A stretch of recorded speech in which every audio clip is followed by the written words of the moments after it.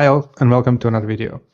Yes, optimizing your ACoS on a weekly basis and just looking at ACoS and go into panic mode whenever it goes 3% up is a bad thing. If you don't have your quarterly goals at least, but even better option to have a yearly goal. So if you're serious about selling on Amazon, you should have your yearly goals in revenue or whatever is your main KPI, profit margin, even better. That's what's the goal, and that's where we want to go and optimize for. If we only look at the ACoS on a weekly level, we may go into panic mode and say, hey, what happened? We have a spike of 10%, 5%. Let's cut bids. Let's cut budget. Forget the strategy that we talked about on our last monthly call. This is not working, etc. ACoS is just a metric. It's not a strategy. It gives us the information how profitable are the ads themselves. That's not the goal of the whole advertising. Yes, it can be in some limited cases where we control by the ACoS what's happening in the ads, but we need to have the total ACoS goal for the year, or profit margin, as I said, because on a weekly level, there are so many fluctuations that may skew our understanding of the metrics. So the seasonality, the competition, if they created a killing offer that's completely destroying our conversion rate.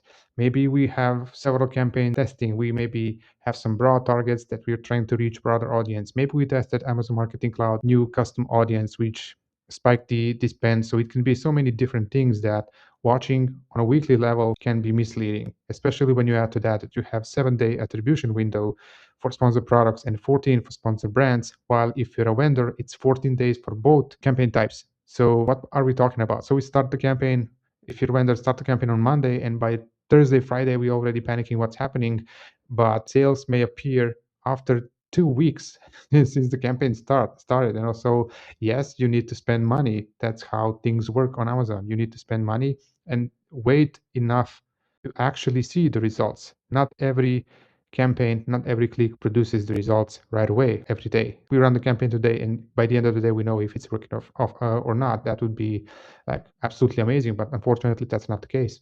Quarterly goals, for example, you can use something like new launches or market share increase or profit recovery after a few not so good months behind us, and then work with your advertising team to develop a strategy that will be evaluated at proper time. So let's say after every month finishes, we need to wait for a few days, 4 or 5 days, until the data settles in, and then we can talk about evaluating and adjusting the strategy that we have.